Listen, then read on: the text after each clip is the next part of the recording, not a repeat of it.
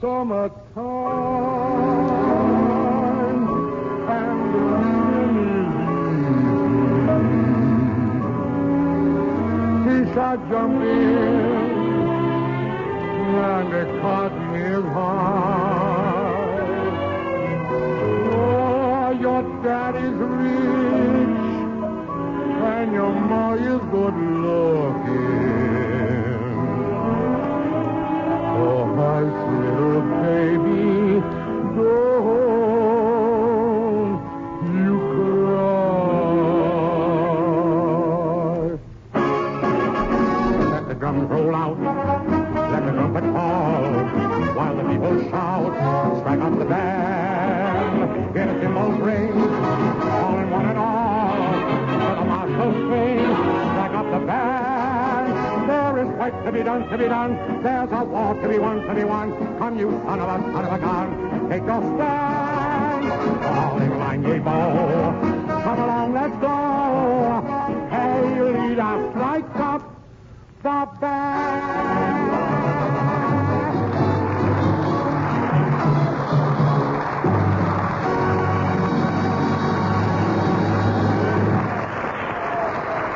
Thank you, folks. That's all for tonight. We hope you tune in next week at this time. We'll bring you another great guest star, that great American humorist, Robert Benchley. And now, ladies and gentlemen, good night. Thank you. Don't forget, friends, it's a date for next week with Al Jolson as guest, Robert Benchley, presented by Colgate Tooth Powder, the tooth powder that cleans your breath as it cleans your teeth. This is the Columbia Broadcasting System.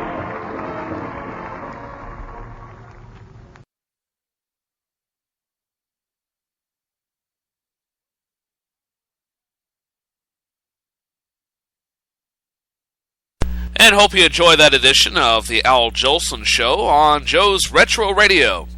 Our next trip back down the USO Memory Lane tour of World War II will take us to the Jack Benny program in just a moment.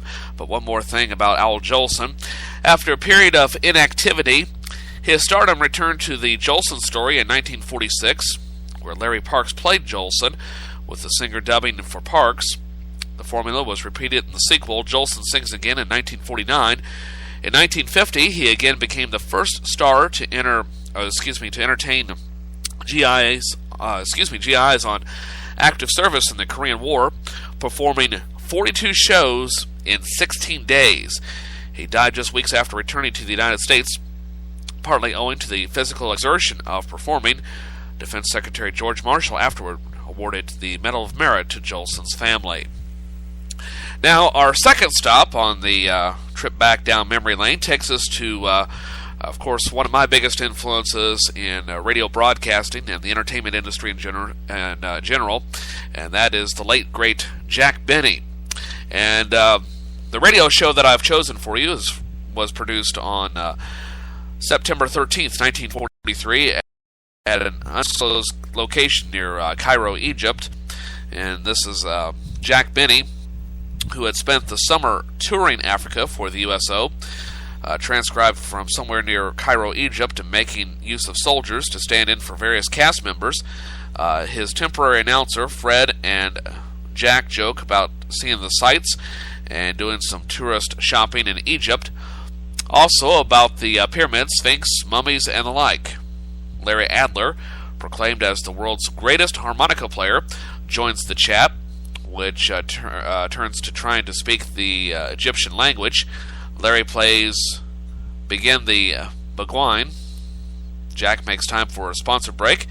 It's a spoof break, since his broadcast is done live for the troops and via the Armed Forces Radio Services Network, which has never allowed commercials. Jack announces a co-star, Anna. Larry gets some cracks in to tease Jack. Anna compares Jack to her leading man in the recent film. Winnie Shore, a traveling singer with Jack, gets ready to sing Woman in Red, right after he reads a letter from Mary. Next, Jack goes to a real Egyptian bazaar with Larry to shop for souvenirs. With the shortage of gasoline back home, Jack decides to buy a Camel. Jack introduces the war correspondent who covered the surrender of Italy the previous week. Though the show seems to go on, time does run out, and an announcer signs the show off for American listeners. And now, without further delay, here is Jack Benny somewhere in Cairo, Egypt, in September 1943. Replacing the program originally scheduled for this time, the National Broadcasting Company now presents. Replacing the program originally scheduled for this time, the National Broadcasting Company now presents a special broadcast by Jack Benny from somewhere in Egypt. We take you now to Cairo. Grant Parr speaking from an American supply base near Cairo, Egypt. It's 1 o'clock in the morning, and to our American audience, it may be a strange time for a show. But here it is the most comfortable time of a working day of almost unbearable heat. Regardless of the heat, supplies must get to our fighting front. Tanks and guns must be repaired, and the men of the Service of Supply are dedicated to this job. This morning, these men are being entertained by the greatest aggregation of stores ever to be sent to the Middle East by USO camp shows. Here comes a GI greeting to Winnie Shaw, Anna Lee, Larry Adler, and Jack Benny.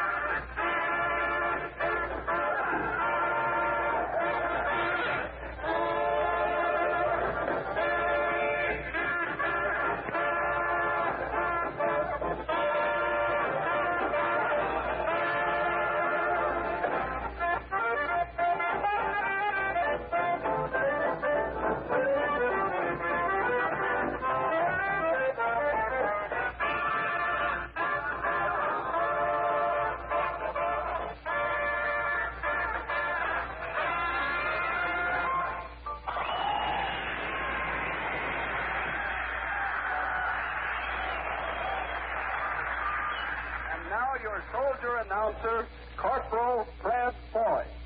Ladies and gentlemen, as many of you know, the main coin of Egypt is called the piaster. The piaster is worth 4 cents. That's right. So tonight we bring you the only man in Cairo who can get plastered on 2 piasters, Jack Benny.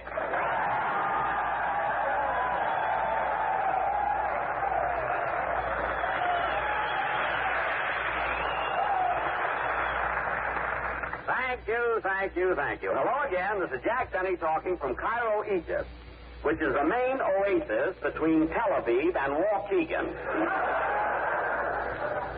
Imagine, folks, it's 1 o'clock in the morning here and 3 o'clock yesterday afternoon in Los Angeles. I'm just going to bed, and Phil Harris isn't even up yet.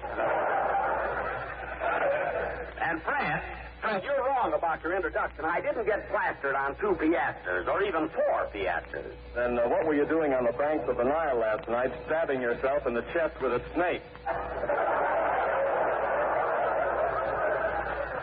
Well, look at the publicity it got for Cleopatra. I gotta keep my name going, kid. But, you know. But good heavens, man. Cleopatra died as a result of doing that. I know, Fred, but I wasn't worried about that. You see, the snake I grabbed hold of looked up at me and said, "It won't do you any good, buddy. I'm from Palm Springs, and I'm here on vacation." But, Fred, this trip to me is really amazing. I can't believe I'm in ancient Egypt. Oh, this is a great place, all right. Tell me, Jack, did you pick up any souvenirs to take home? Souvenirs? No, I didn't, Fred. A British soldier tried to sell me a souvenir, but I didn't feel like buying it. Why not? Oh, I don't know. What can I do with an Italian general? I mean, airmail at 80 cents a pound. And besides, now I know a guy who can get them for me wholesale, But, Fred, look at the souvenir I did get last week. This will knock your eye out. Look. Let's see that. Here you are, a genuine Egyptian handbag. I bought it for Mary. Egyptian? Why, Jack, this handbag comes from the United States. What? Look, here it is right here. It says, made in Minneapolis. Minneapolis. Well, I'll be darn these glasses. I thought it said Heliopolis.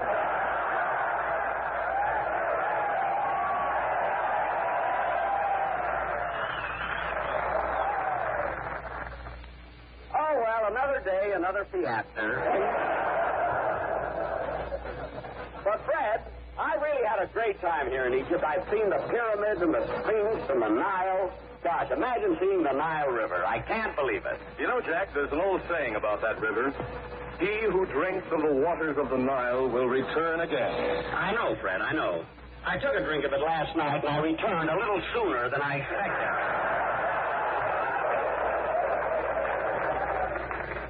But I certainly did enjoy the pyramid. Well, while you were there, Jack, did you visit the tomb of King Tut? King Tut? No, I didn't bother with that. He's so corny now, you know. I mean, that's for Fred Allen, you know. Oh, by the way, Allen wanted to make a trip overseas, but he was examined by an Army doctor, and they wouldn't let him go.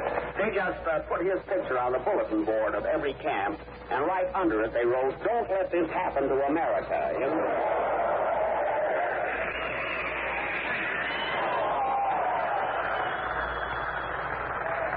Thank you, fellas. Heaven bless you for that. Thank you. Anyway, we were talking about the pyramids, weren't we, Fred? Yes, I wish your first name wasn't Fred. I hate that. Incidentally, Jack, did anyone ever tell you how long it took to build one of those pyramids? No, Fred. Well, history tells us that it took 100,000 workmen 30 years to construct one pyramid. Imagine 30 years. 30 years? Gosh, Henry Kaiser would throw a fit. But, Fred, I was even more impressed by the Sphinx. You know, Larry Adler and I had a picture taken in front of the Sphinx playing a duet. Larry with his harmonica and I with my violin. You did? Well, that must have been interesting. Oh, it was. But, Fred, let me ask you something, confidentially.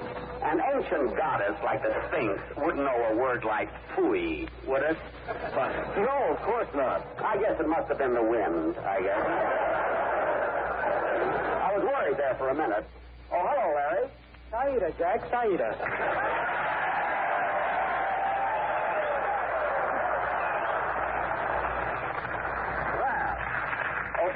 This is Larry Adler, the world's greatest harmonica player. We're making this camp tour together. Saida, Larry? Hey, what's this Saida? That means your laundry won't be back for 3 days. Oh. No, fellas. Saida is the Arabic word for good day. Oh, yes, of course. Saida, good day. You mean like, did you have a Saida at the races?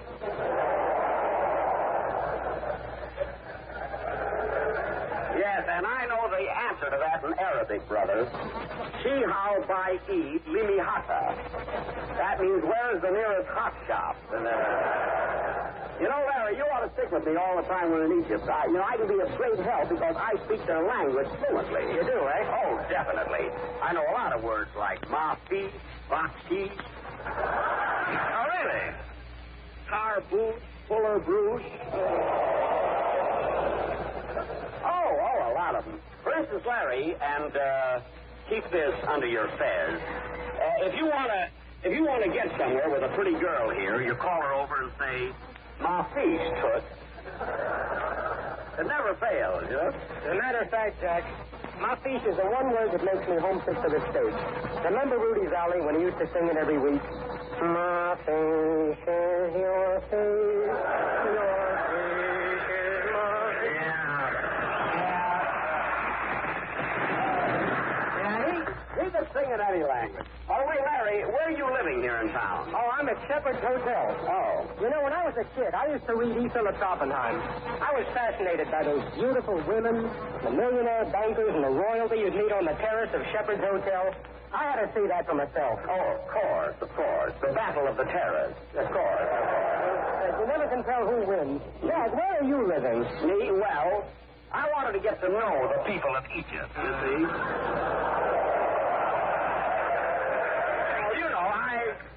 I wanted to be in their atmosphere, so I'm living at the Abdullah Abu Mustafa Ben Hassan Airport.